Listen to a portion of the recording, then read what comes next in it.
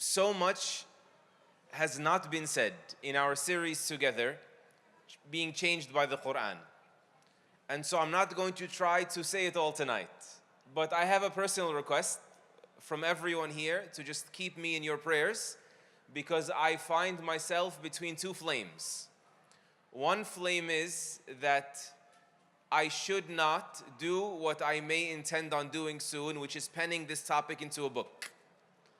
Because this may sound pretentious, may sound fake, maybe it is, but really, I truly do not feel, as far as I can tell, befitting of writing about being changed by the Qur'an when we have been changed by the Qur'an so little in our own personal lives. That's one flame. I don't feel right to write about this.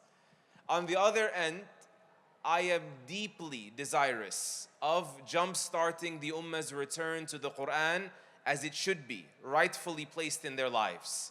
I deeply desire the Qur'an becoming the meta-narrative, right? The common language. I don't mean necessarily Arabic, but the lens, the worldview through which we see the world and through which we choose to operate in this world. You know, I have a deep desire for the Qur'an to return to being the primary medicine in the lives of the Muslims. May Allah Azza wa Jal guide our steps. Please keep me in your prayers on that. But you know, since it's a low stakes reminder, I'll be a little bit lighthearted. Dr. Fadil Sulaiman from the UK, he has done great work towards Quranic studies in the English language. And he says that he has back home in his village a cousin, okay? This cousin of his went to the doctor, first time in his life, never been to a big city, not familiar with a lot of things, because he had an ear infection. And so the doctor gave him pills for the ear infection. It's a course of antibiotics. And he told him, you have to take this for 5 days. So he comes back to the doctor the next day. Dr. Fadil Sulaiman swears this is not a joke, though it is funny as heck. He comes back the next day and says, Doc, I can't take the medicine. He said, why? He said, the pain is even more. He says, you're going to have to wait. It's going to take a few days to sort of start working. So he says, I can't. It's unbearable. It hurts more and more with every pill. He said, what are you talking about? He said, I can't even get it in my ear. He said, you're doing what? He thought it was like an enema, you know? But he's like, no, man, this stuff is oral. And so he says it's funny, and you may want to laugh at my cousin, but maybe we should look in the mirror a little bit. Allah gave us the Qur'an with a particular prescription, and we may be taking it all the wrong ways. That is the idea.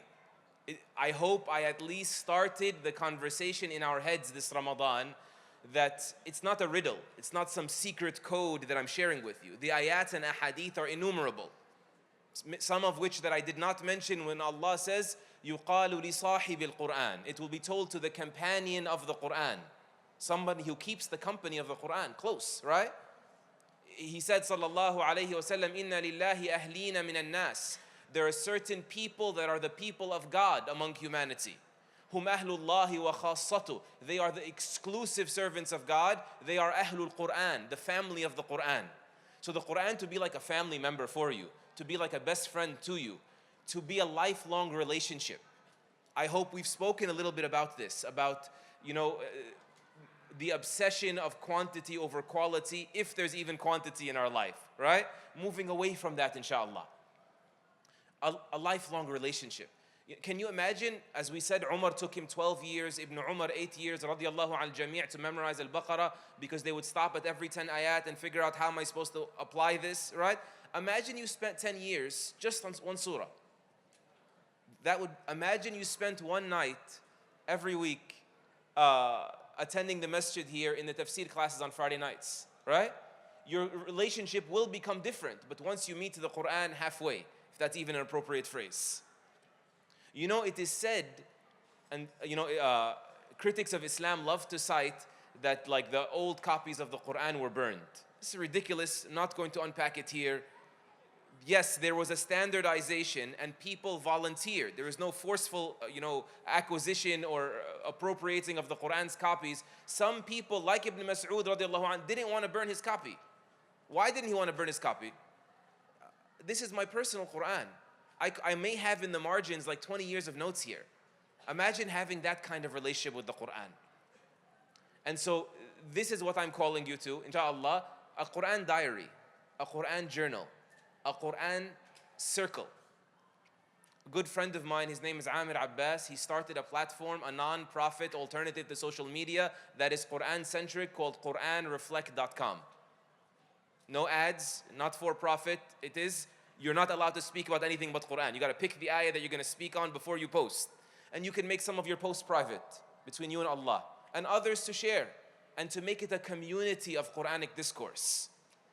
You know Abdullah ibn Abbas radiallahu anhu, he used to say, Turjuman al-Quran, إني لأمر على الآية في كتاب الله فأود أن كل الناس يعلمون منها ما أعلم. At times I pass by one verse in the book of Allah and I get this fervent, I wish that everyone can know about it what I know. I want to share. Inshallah for Allah, but share. And you know, other times Ibn Abbas would go around asking people, what does this ayah mean? And when someone would unlock a meaning for him, he would gift them clothing. He was so happy from what the meaning was. Another time he went to Umar ibn Khattab and he said to him, I've been wanting to ask you a question that I've been too shy to ask you for a whole year. He's sitting there. He needs to get to the bottom of this. This was the earliest community. And it was said that Ali ibn Hussein ibn Ali ibn Abi Talib radiallahu anhu alayhi salam, the great grandson of the Prophet sallallahu alayhi wasallam, Zainul Abidin, he used to say that we used to be taught the events of the life of the Prophet sallallahu alayhi wasallam كما نعلم السورة من القرآن. In the same way we'd be taught a chapter of the Qur'an. And this is a profound narration. Do you know why? Because if you start studying the Qur'an, you know, there's certain guidelines for deriving rulings. I'm not talking about that. But there's certain also baseline, just to reflect. The Qur'an expects you to know the baseline, expects you to know the context. So many ayat about Uhud, the word Uhud is not there. So many ayat about Badr. In Al-Anfal, Badr is not there. Mentioned once in Ali Imran years later, right? The Qur'an expects you to know, expects you to put in some of the work, expects you to sit down and rehearse these things with your family, with your communities. And I'll end with the hadith of the Prophet sallallahu alayhi wa alihi wasallam in Sahih Muslim from Abu Hurairah radiallahu an, wherein he said, مَجْتَمَعَ قَوْمٌ فِي بَيْتٍ مِّن بُيُوتِ اللَّهِ. Never is there a people that gather in one of the houses of Allah. If you want to be of the people of the Qur'an, if you want to be of the people of Islam, do not drift from the masjid. No people gather in one of the houses of Allah. يَتْلُونَ كِتَابَ اللَّهِ, reciting the book of God. وَيَتَدَارَسُونَهُ بَيْنَهُم, and studying it among themselves, rehearsing its meanings among themselves, except that four things happen. Except that mercy envelops them and tranquility, a healthy escape, not a fake escape, right? And tranquility descends upon them. وَحَفَّتْهُمُ الْمَلَائِكَةِ, and the angels surround them to honor them, to bless them, to lower their wings and pray for them, right? And the angels surround them. وَذَكَرَهُمُ اللَّهُ فِي مَنْ عِنْدَهُ, and Allah mentions them along with those that are with Him, subhanahu wa ta'ala. جزاك الله خيرا سبحانك اللهم وبحمدك نشهد أن لا إله إلا أنت نستغفرك ونتوب إليك وصلى الله وسلم وبارك على نبينا محمد وعلى آله وصحبه أجمعين.